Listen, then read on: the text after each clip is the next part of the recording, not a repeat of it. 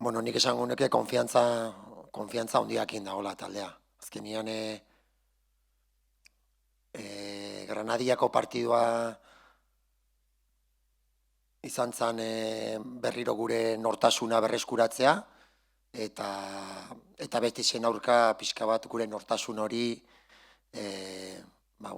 Granadiaren aurka egin nuen hori berriro plasmatu genuen, eta lau puntu hauek bai emango igutela nik usteet konfiantza eta lasaitasuna.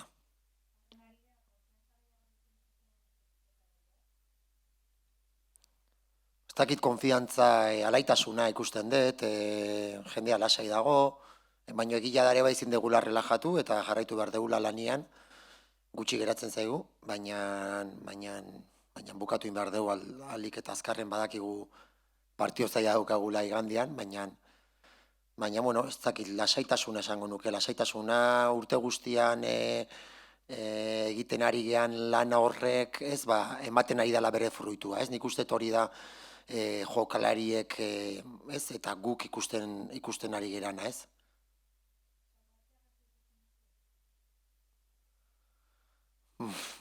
Bueno, gertu ikusten dut, bai, zer optimista naiz, osea, baikortasunez esango dugu gertu ikusten degula, baino hankak lurrean ditugu, eta ziurrenik oraindik beste partido bat irabazi barko dugu,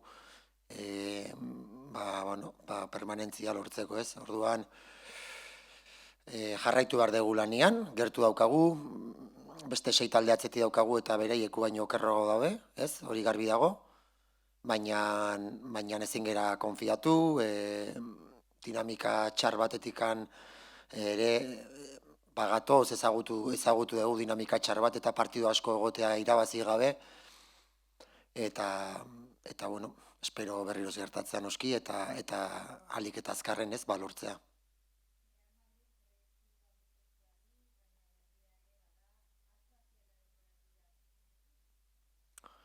Bai, nik uste pixka eta hasieran kostatu zitzaiela, ez? Zuk esan duzu bezala proiektu berri bat, jokalari berri asko, ez? Eta pixka bat ziurrenik entrenatzaileak nahi zuen hori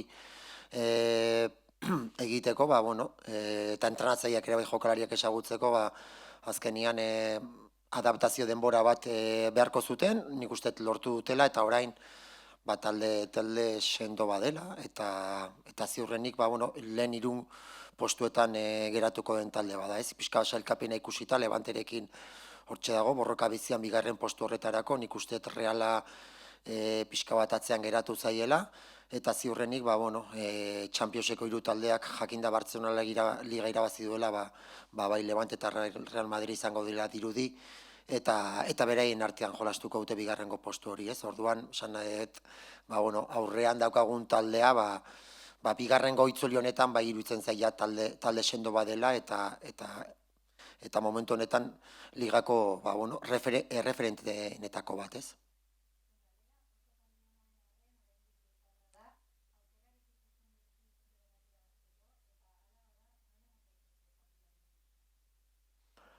Bueno, egia esan optimista gea, baikortasunez esaten dezakegu, konfiantza dakagula, igandean egin dezakegula partidon bat eta zerbait lortu. Baina egia dare bai, giltza, gakoa, azkeneko bi partidoetan egin dugun egiten balima dugu, hau da, torregatik esaten dut konfiantza puntu bat ere badakagula, defentsiboki taldea sendo balima dago eta fuerte balima dago, gainaz beraiek transizioetan oso talde hona da, orduan guk horre defentsiboki sendo balima gaude, elkartuta balima gaude, kosta dakioke ez, agian beraia iristea, eta giltza, agian guretzako hor dago zerbait nahi balima dugu atera. Defentsiboki fuerte balima gaude, sendo balima gaude, zergatik anez zerbait ekarri honuntza.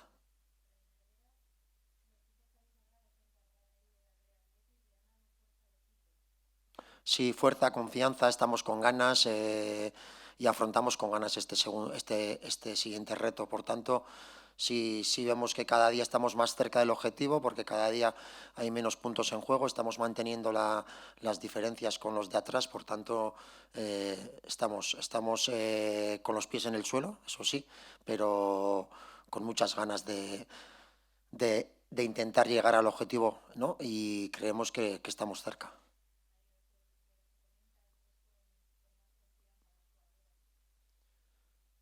Bueno, yo creo que confianza, eh, sí, o sea, el saber también a lo que estamos jugando, a saber en todo momento cuál es nuestro estilo de juego y creo que en ese sentido las jugadoras sí saben y transmiten lo que queremos. Por tanto, eso nos da confianza al final, tanto al staff como a ellas, que somos un equipo que compite en cada partido, que lo hemos conseguido desde la primera jornada hasta aquí y por qué no el domingo también competir y sacar algo contra Real Madrid, ¿no? A ver, estamos más cerca, cada día me falta menos puntos en juego, hay menos puntos en juego, la distancia la seguimos manteniendo, por tanto es verdad que lo estamos viendo más cerca, ¿no? Hemos llegado además a la barrera de los 30 puntos y lo más seguro que, bueno, con otra victoria estaríamos ya, ¿no? Pues no matemáticamente, pero yo creo que sí estaríamos cerca del objetivo, por tanto... eh, estamos más cerca, pero tenemos que seguir trabajando, tenemos que seguir luchando y sobre todo sabiendo quién somos, de dónde venimos, que no se nos olvide en ningún momento y si somos capaces de poder hacer nuestro estilo de juego en estos 5 partidos que nos quedan, pues te puedo decir que creo que lo vamos a conseguir.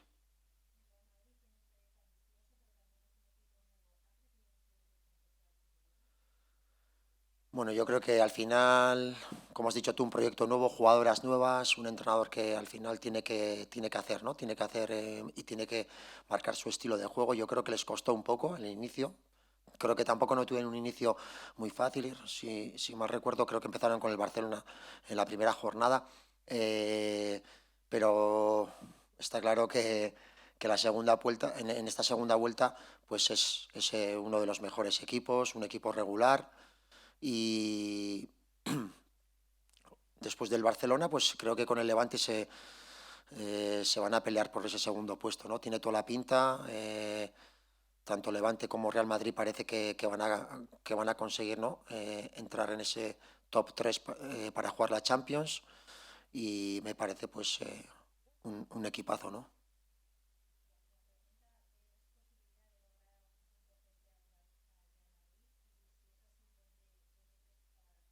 Bueno, yo un poco creo que te he respondido antes a esa pregunta, ¿no? Si somos capaces de hacer nuestro juego, si somos capaces de no confundirnos, que todo lo que hemos conseguido hasta ahora es en base a una buena defensa, en ser solidarias, en ser un equipo trabajador, eh, que tiene un equilibrio defensivo que muchas veces a los rivales les está costando llegar y perforar nuestra portería. Si conseguimos hacer eso, creo que este domingo también podremos estar cerca de puntuar y por qué no, y por qué no sacar los 3 puntos y dar la sorpresa. Sabemos que es difícil, tenemos un rival delante, pero vamos con esa motivación, viendo los últimos resultados y viendo que cada día además estamos más cerca del objetivo y que cada vez queda menos. Por tanto, somos optimistas, con los pies en el suelo, eso sí, pero somos optimistas y por qué no conseguir algo. Suri.